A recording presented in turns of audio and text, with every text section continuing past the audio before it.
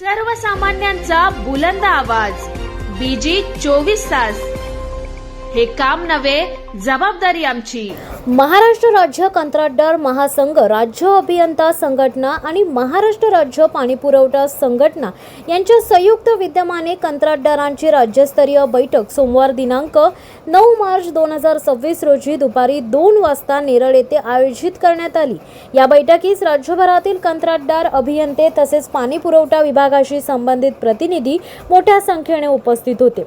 बैठकीस महाराष्ट्र राज्य कंत्राटदार महासंघ व राज्य अभियंता संघटना यांचे राज्याध्यक्ष मिलिंदजी भोसले प्रमुख उपस्थित होते। याशिवाय मुंबई व बृहमुंबई विभागीय अध्यक्ष मंगेश आवळे, राज्य अभियंता संघटनेचे राज्य महासचिव राजेश देशमुख, रायगड जिल्हा पाणीपुरवठा ठेकेदार संघटनेचे अध्यक्ष वीरेंद्र जाधव, राज्य संघटक कौस्तुभ राणे तसेच कर्जत पाणीपुरवठा ठेकेदार संघटनेचे अध्यक्ष जयेश कालेकर आदी मान्यवर उपस्थित होते। या बैठकीत कंत्राटदारांना भेडसावणाऱ्या विविध समस्या, शासकीय कामकाजातील अडचणी, प्रलंबित देयके तसेच पाणीपुरवठा योजनांमधील अडथळ्यांवर सविस्तर चर्चा करण्यात आली। राज्यातील विविध जिल्ह्यातून आलेल्या ठेकेदारांनी आपापल्या भागातील समस्या मांडत शासनाच्या स्तरावर त्या तातडीने सोडवण्याची मागणी केली। यावेळी राज्यभरातील ठेकेदारांनी एकत्रित राहून संघटित पद्धतीने काम केल्यास आपल्या समस्या शासनापर्यंत प्रभावीपणे पोहोचू शकतात असा विश्वास व्यक्त करण्यात आला।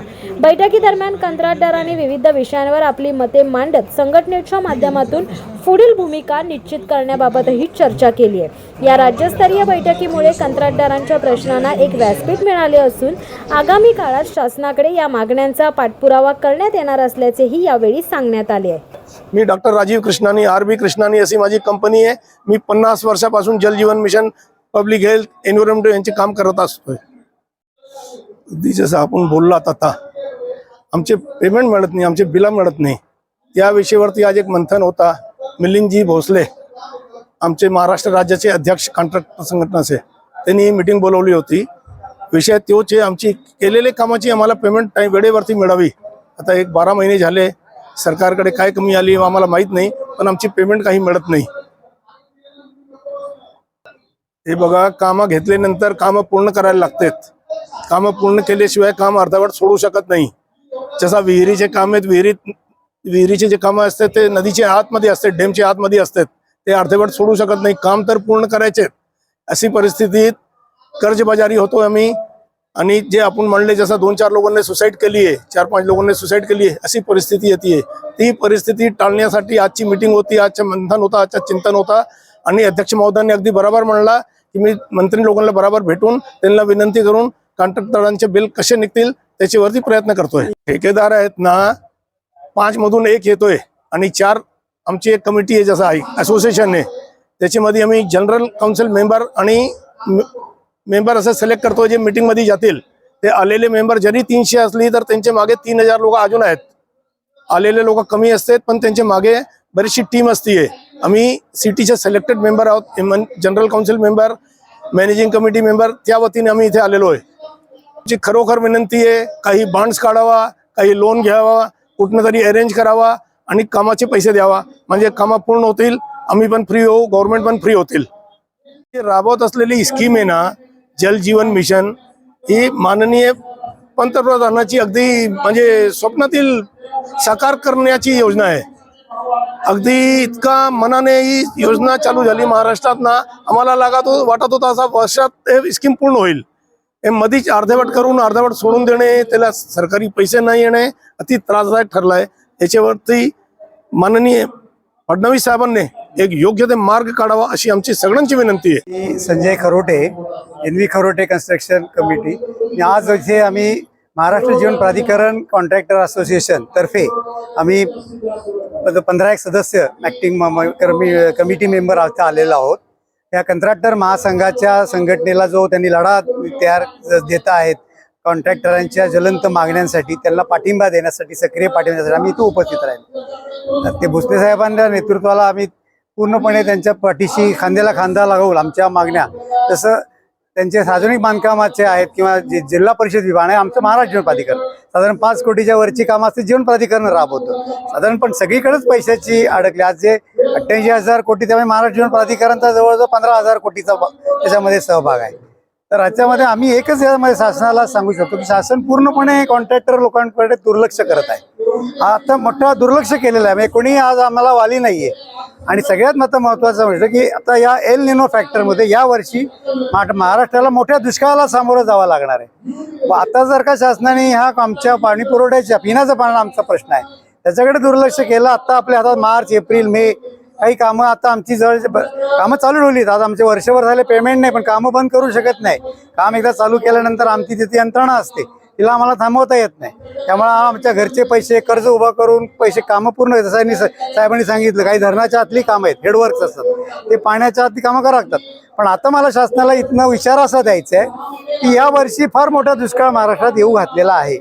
एल निनो जागतिक संघटनेने हवामान संघटनेने असं डिक्लेअर केलं की पावसाळा यावर्षी फार उशिरा येणार आहे. आणि त्यावेळेस मे, जून पासूनची पाण्याची परिस्थिती, पिण्याच्या पाण्याची परिस्थिती गंभीर होणार आहे. अशा शासनाने आता या येऊ घातलेल्या संकटाकडं खडबडून जागं होऊन बघितलं पाहिजे. आणि आता जर का तुम्ही दुर्लक्ष केलं तर फार मोठ्या प्रमाणात जनतेचा प्रक्षोभ शासनाविरुद्ध. आम्ही सुद्धा जनतेचा एक भाग आहोत. पिण्याचं पाणी, जीवनमरणाचं पाणी लागतं, त्यासाठी फार मोठ्या प्रक्षोभाला शासनाला तोंड द्यावं लागेल. तर शासनाने आता खडबडून जागं होऊन लक्ष घालावं. आणि जसं आमच्या मागण्या आहेत, तुम्ही असं म्हणणं नाही कॉन्ट्रॅक्टरने आज 1 वर्ष 1.5 वर्ष झाले थांबलेत असं म्हणत नाही की ताबडतोब, पण त्याच्यात तुम्ही चर्चा करा. त्या कामाला आम्हाला काही पटेल, आता पैसे आमचे उभे करतात, चर्चा करून काही टप्प्यात कसं प्लॅनिंग सांगा. आज असं झालं की प्लॅनिंग नाही सांगत, कोणी प्लॅनिंग सांगायला तयार नाही की आमच्याकडे किती पैसे उपलब्ध आहेत, किती आम्ही देऊ शकतो. आता मध्ये मुख्यमंत्री महोदयांनी 15,000 कोटीचं हुडकोकडनं आम्ही कर्ज काढतो असं आश्वासन दिलं होतं. पण त्या हुडकोच्या कर्जाचं काय झालं ते अद्याप पण माहिती मिळालेलं नाही. 15,000 कोटी मी उभे करतोय असं त्यांनी मागच्या अधिवेशनात विधानसभेच्या पटलावर आश्वासन दिलेलं आहे की 15,000 कोटी रुपये पर्टिक्युलरली कॉन्ट्रॅक्टरची थकीत बिलांच्यासाठी उभे करत आहोत. जलजीवन मिशन. पण त्याच्याबद्दल काही अजून आम्ही विचारायला जातो तर कोणाला काही माहिती नसते, कोणी याच्यावर चर्चा करायला तयार नाही. कोणी मंत्री महोदय असतील त्यांनी आपण चर्चा केली पाहिजे. आम्ही शेवटी विकासामधले एक मोठी भाग आहे. कॉन्ट्रॅक्ट शासन जर का एक चाक असेल तर आम्ही एक चाक आहोत. तुम्ही आमच्यावर जर का विश्वासात नाही घेतलं, आम्ही तुमच्या हाता खांद्याला आम्ही होतोय, तर आम्हाला प्रश्न सुटतोय. आणि आता येणाऱ्या दुष्काळात तर फार मोठा आम्ही पण मारणार आणि शासनाला पण प्रक्षोभाला उत्तर द्यावं लागेल. हेच माझं इच्छा असेल. आता गडबडून जागा होण्याची वेळ आलेली आहे.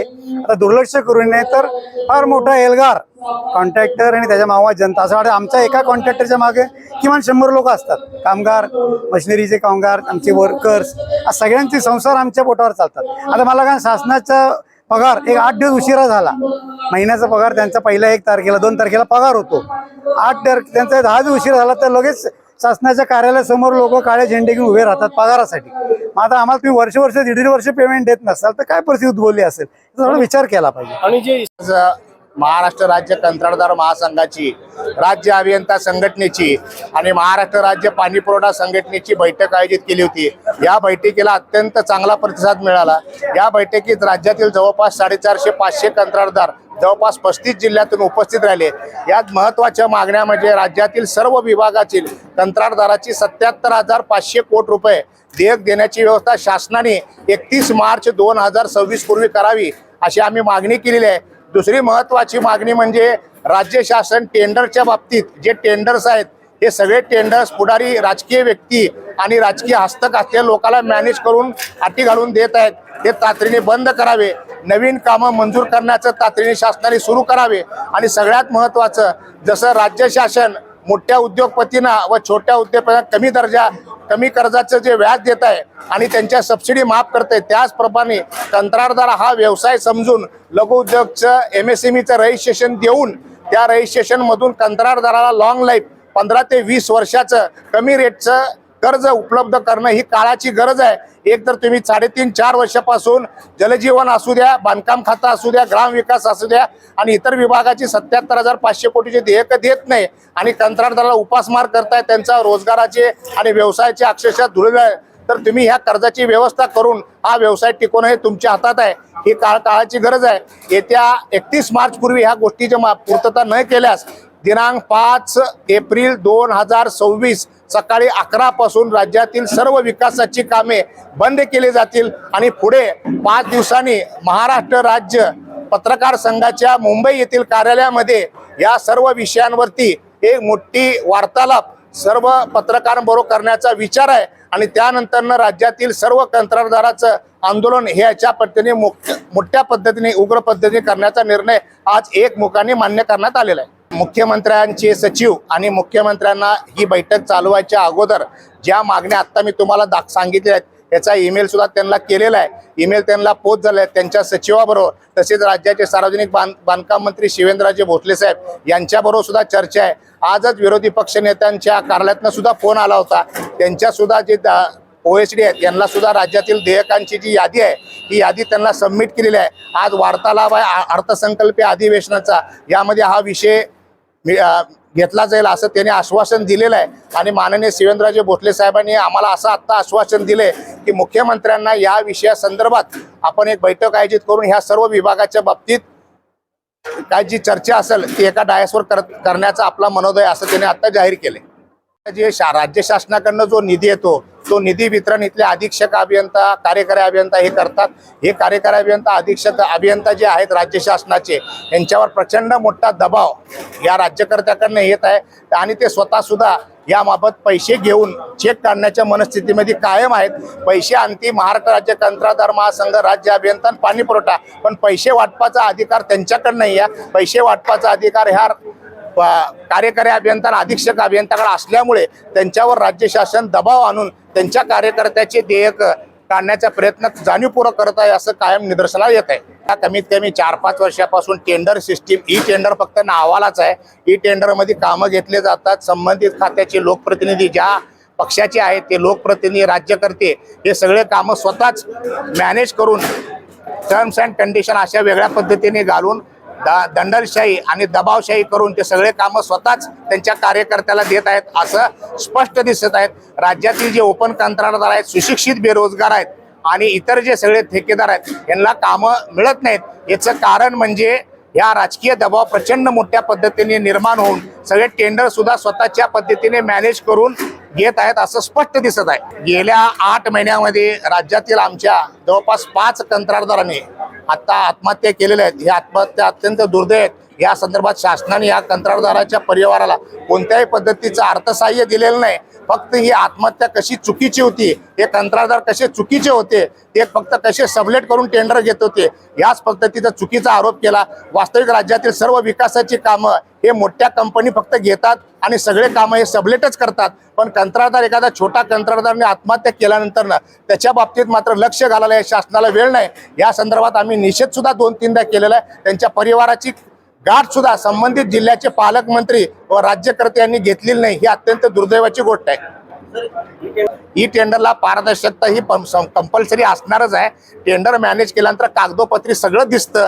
जर याच्यात खोल अभ्यास केला तर सगळं पितळ उघडं होईल. हे पुढील काळामध्ये महाराष्ट्र राज्य कंत्राटदार महासंघ, राज्य अभियंता हे सगळं शासनाचं पितळ किंवा जे कोण राज्यकर्ते टेंडर मॅनेज करतात त्यांचं उघड केल्याशिवाय राहणार नाही.